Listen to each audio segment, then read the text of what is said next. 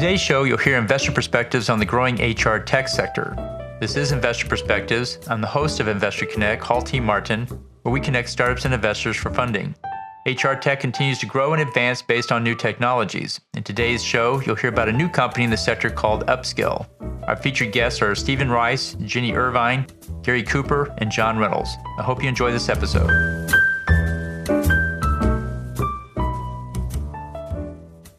Hello, this is Hall Martin with the Why I Invested webinar today with the company Upskill.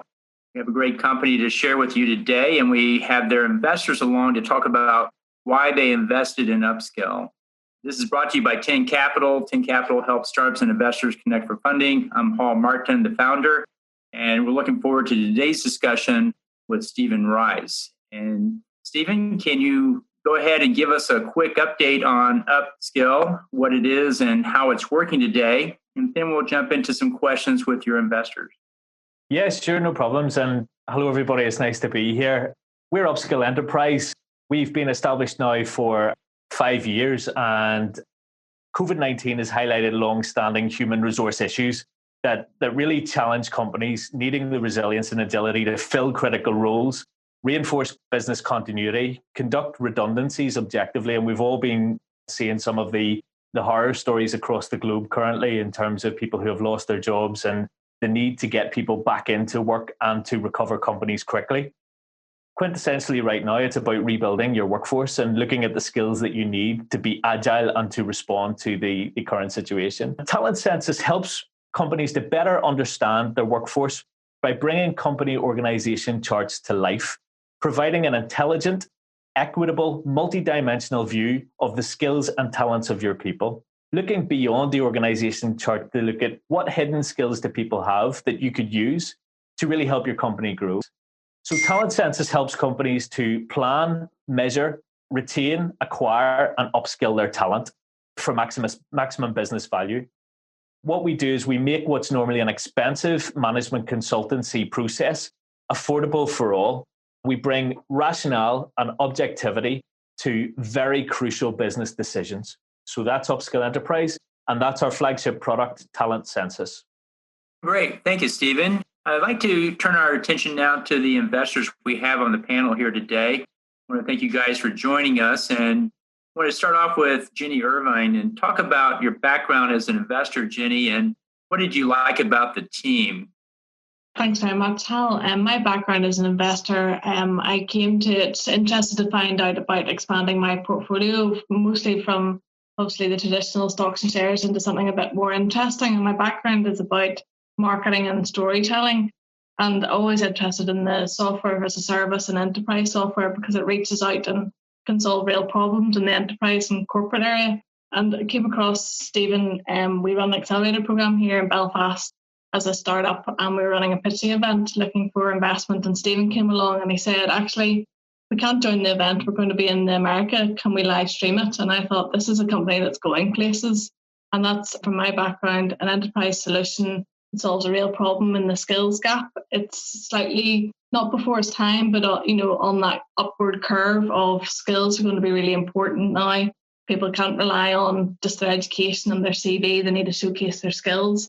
And already Stephen has shown traction going off and traveling to the US and building his team and building his product. So this was a company that was going places and needed the extra investment to take it to the next stage. Great. Thank you. And next is Gary Cooper. Gary, can you give us your background and what do you like about this team? Hi, Hall. Yeah, I'm not your typical investor insofar that I actually am an entrepreneur myself with 3 exits over 4 startups. And so this is the very first time anybody's convinced me to spend my money in a business that I don't own myself. And that's really down to just the drive, the passion, and sheer enthusiasm that Stephen has for this marketplace. And, before I was an entrepreneur in the HR space, so I headed up a number of the global alliances for PeopleSoft out of the West Coast. Need for a solution like this at this price point. And again, in a digital gap that Stephen is addressing, and the sheer amount of opportunity that exists in this talent management space. Great. And finally, we have with us John Reynolds. John, can you tell us about your background and what did you like about the team? Yeah, good evening. Well, I'm 35 years involved in the investment world, so I've been around a while. And for the last 10 years or so, I've been investing directly into early stage businesses. Like Jenny, I started life analysing the major financial markets, but the last 10 years been heavily involved in early stage business startups. And what I particularly like about Stephen is really his drive and enthusiasm for the business and his sheer determination to make it work. But that combined with a clear technology roadmap and also with a clear route to market, because you can have a great idea, you can be a very nice person, but unless you're absolutely able to translate that idea into a workable solution and actually have the end market identified and some key players to work with, you may never get there. But Stephen has identified all those things. He's got his route to market, he's got his technology roadmap laid out, and he's also identified a clear segment of the market where there is a clear need, as Jenny noted and Gary noted. There is a real need really to be able to provide small, medium-sized businesses with a tool which enables them to properly manage their workforce at an affordable price. So when I saw this, I said to him, isn't this the QuickBooks of, HR tech? This is fantastic. You can roll this out at a really affordable price for people, really enable them to really fully understand and utilize their workforce in a very, very progressive way. So that's why he got my money. Great. And on the other side, there's always challenges with the team, things we need to add or grow. John, can you talk to us about what do you think they need to add to this team? What are your concerns you have so far? Yeah, it's when I first met the team, they were a very small team. And of course, it's a very big project. So it's how are you going to translate, your idea into a real business idea? And I then met Gary actually early on in the process. I wanted to meet Gary because, as Gary said, he's been helping, he's done the technology bit. He has links into the technology world and scaling businesses, particularly into America. So when I had the conversation alongside with Gary, I realized that we had an additional partner, investor and into the company that could help him scale the business. So it's this ability to take what is a good idea and translate it into a scalable proposition. So the numbers in the business were small, but I realized that we had a route to market. And as and when we have the right challenge on the S-curve, the real issue then is just about how do we actually manage the channel partners and have sufficient resources to manage that. I think that's the next stage, and that's really why we need now the investment money at this stage. And Jenny, what are your concerns about the team? Where do we think you need to grow? Yeah, with similar vein, obviously, going into the American market will take some time and some energy and some resource.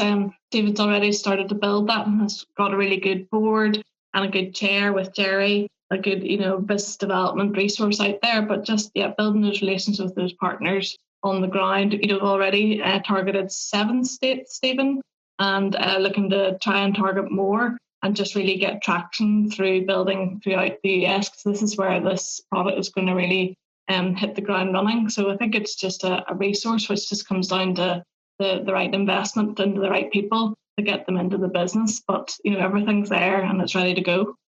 And Gary, what's your take on the team and where they need to go?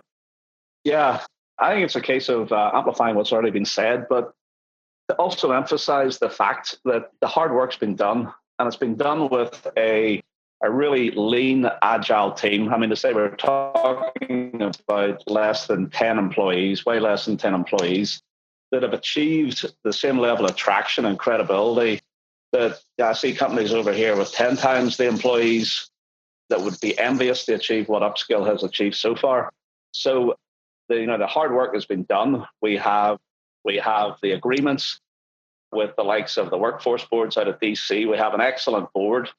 We have a very high level of credibility. Now it's simply a matter of, again, driving that traction into the fields and using investments that has a very clear purpose, which is to put feet in the street, to drive that message out, and then scalable revenue.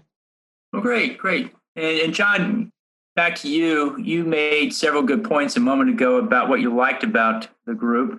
But if you had to pick one point that made you decide to invest, which one do you think was the deciding factor for you? Well, it was actually, I did a lot of due diligence. As I said, I met Gary in the process. I wanted to meet Gary because I knew he committed his money. I wanted to listen to his story. I then wanted to be convinced with what Stephen was telling me about the people and the connections that he had. Because to me, once again, it's how could he actually take this to market? Did he really have the traction with the people? And what really took me over the line, certainly for the first leg of my investment, was when I met the delegation from Philadelphia when they visited Belfast. And I saw firsthand how well Stephen knew these people. It was that convinced me. He wasn't spinning a yarn. It wasn't, he wasn't claiming to have relationships he didn't have. He had the relationships, and I could see it firsthand. And that to me, I've been around a long time. It doesn't take 5 minutes to work out if somebody really does know somebody, whether it's a really strong relationship or a weak one. But Stephen has the relationships, and following on from that, and not only the delegations from Philadelphia, but I've actually met Ron Painter, who is the president of the National Association of Workforce Boards.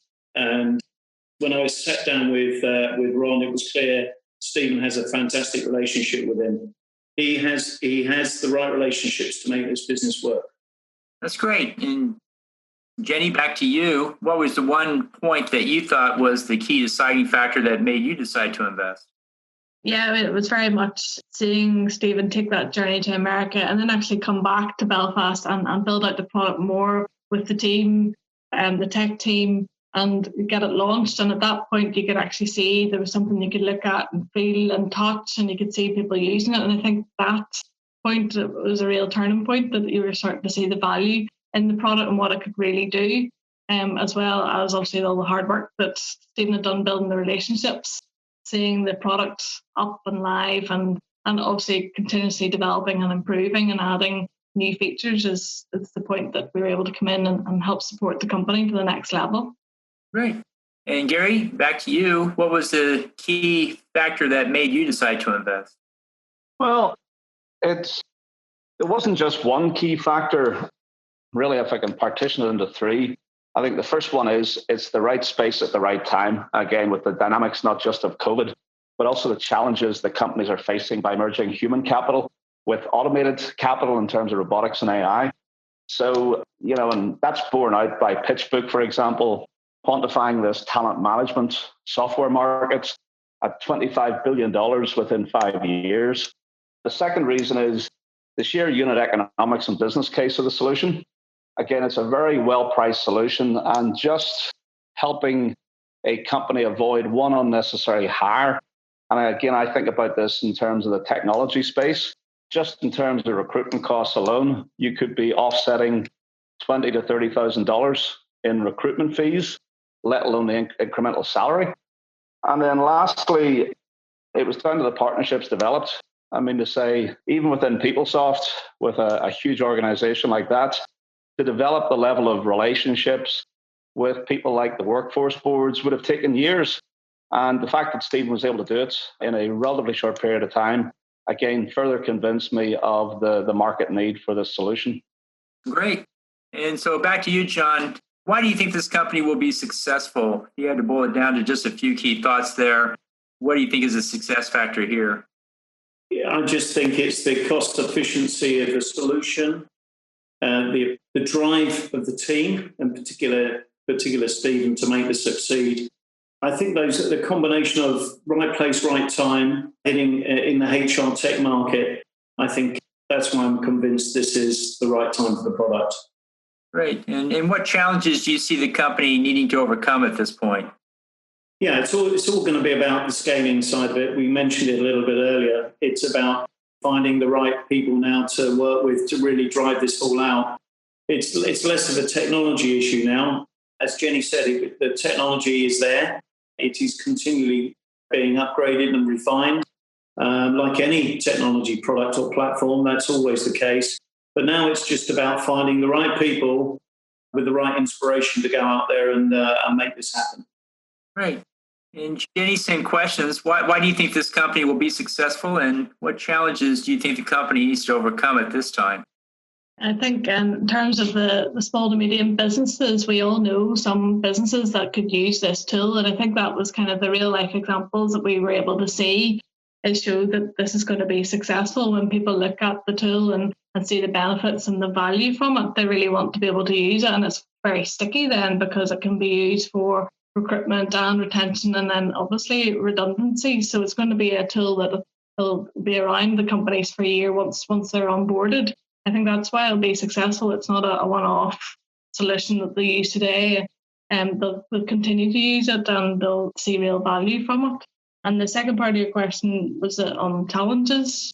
I suppose, it is just getting those relationships built further into the more workforce boards within the next new states. Stephen's proven that he can do it with the states that he has already and built those relations. And it's just finding each individual connection with the workforce boards and building those out as to what they need to deliver this, and each works slightly maybe differently in terms of how they distribute this out to their companies within their boards. So and getting it out as a pilot and as a trial to show the success locally, and then that continues to mushroom into future opportunity. So I think that's getting the foot to the door for new workforce boards, and that's where the investors and the community and network that we've built up and Stephen's built up can add real value and do those introductions and build that out. Great. And Gary, you've touched about this a few moments ago about why you think the company is successful. What would you like to add to that? And then what challenges do you see the company overcoming? Yeah, no, the time is definitely right for technology that lets an organization bring its organization chart to life in such an intelligent way, in such a visual way. So as far as challenges are concerned, it really is, the opportunity is there to then scale up. The challenge simply is down to getting the right investments, to put the right headcounts in the fields, because again, from a strategic alliances perspective, two major challenges are the big hard bit is getting that strategic deal signed, which Stephen has across a number of areas, such as workforce boards and the Chamber of Commerce. Now all we need to do is drive that message into the field with the right number of people, and the traction will simply multiply. So the good news is the challenge is simply one of getting enough feet in the streets to develop an already successful message. Great. And John, how are you helping the team? What are you doing these days to work on this project with them? Okay, well, I'm acting as a sort of a strategic sounding board for Stephen. I've helped him early stage with his business strategy, looking at the financials, just making sure that, when we're going for a raise and the numbers add up, that and they're attractive, it's an attractive proposition. So just helping Stephen pass on my knowledge really about, the valuation of companies, how to position strategically what he needs to do, and providing any guidance that he wants to have from me. I'm an open book and I'm here to help, basically. Great. And Jenny, what role are you playing with the company now, and how are you helping the team? Yeah, I think I've been working a lot with Stephen in terms of the investor relationship building and trying to do introductions, both here locally to funds and angel investors, and we introduced to 10 Capital over in America as well. So just being that kind of connection piece and being the ambassador for the company to open those doors and try and start those conversations. Great. And Gary, what's your role these days? How are you helping the team? Yeah, really, it's from a sales and business development advisory role. Again, also having spent quite a bit of time in strategic alliances, helping Stephen refine his channel strategy. I'm originally from Belfast, where Stephen's based, but I've been in the States for 26 years. So my other sort of role with Stephen is to help him just simply navigate the subtle nuances that exist in terms of positioning between both those geographies. Very good. And John, the final question here today is, what else do you think the investors should know about the company? What have we not covered that they should be aware of? Well, I think it's important to know, if you're going to put your money into a business, that it's not going to get frittered away. And what I can say is that the company is managed extremely efficiently, and there's no fat in the business. So any money that an investor puts in is going to be put to good use, and it's not going to be squandered away. So that is, to me, a very, very important thing. And I think Stephen has shown over the last 5 years that he's managed to bring a business to this stage, heavily bootstrapped and with some initial seed money from the likes of me and the others on the call here today. But he has really made sure that the money has gone a long way. And that's good news. That's great. And Jenny, what are your closing thoughts there about anything else the investors should know? I mean, I think this is what we would call in Northern Ireland an FDI opposite. So quite often we get companies from America coming to base themselves here in Northern Ireland, where we're doing the opposite with Upskill, which is really ambitious and really exciting. We're taking it from Northern Ireland, taking the low resource cost base here, also using technology out in the Far East to keep the resource cost down and enabling that runway to be extended as far as possible, taking the technology, taking the sales and the product and launching it into America. So it is a bit of a reverse launch from the UK into America, and there's great opportunity because we've been able to keep the costs down and because we're lean and agile and ready to go. So back to John's point, the money will go a long way. That's great. And Gary, what else do you think we should cover here before we wrap up today? Yeah, look, my parting thoughts, it's as good a no-brainer as you're going to come across, not just because of the market size and the need in the markets, but also because of the valuation. My other businesses look at the US and the UK. And in this case, Stephen's valuation is probably about a quarter to a fifth of the equivalence valuation that you get from a domestic US startup. And not only that, as John and Jenny have already talked about, your money's going to go a lot further because the burn rate that we've set up within Upskill, again, is probably anywhere from about a third to a fifth of what the typical burn rate would be with a domestic US startup. So again, for those reasons, that's why I describe it as a complete no-brainer. Well, great. That wraps up the questions we have right now. Let's go back to Stephen, and maybe Stephen, you give us a recap of the current fundraise status. Where are we with it and what the terms are? Yeah, so the current fundraise status, we are still seeking around $700,000 to be precise, $700,000 at a valuation of 2.2 million. Now, we are in discussions with a number of different potential investors at this point in time, obviously, given the traction that we have and given the excitement that is around in the marketplace at the minute for solutions that are both successful within this current climate, but also add value to society as a whole. So we are in a number of discussions. We're going through a number of due diligence questions with various funders, but we are open to conversations at the minute. We want to get the right investor in place and in play. So please do reach out and connect with us, because this opportunity is real, it's here, and the market is there, and we want to take advantage of it. So yeah, that's where we're at. Great. Well, we're near the end of our time. I want to thank everybody for joining us today. Stephen, for the update. Gary, John, Junie, thank you so much for taking time to give us your perspectives on it. I always find these webinars very fascinating. I learn a great deal and appreciate your sharing your perspectives and your contributions to these startups. We'll go ahead and close it out now, and we'll look forward to sharing this information with the other investors in the network as we go forward. Thank you for joining us today. As always, be sure to leave a review, subscribe to this podcast, and share it with others. Let's go start up something today.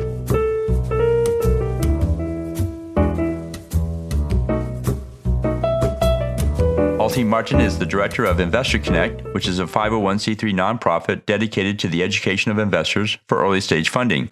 All opinions expressed by Hall and podcast guests are solely their own opinions and do not reflect the opinions of Investor Connect. This podcast is for informational purposes only and should not be relied upon for the basis of investment decisions.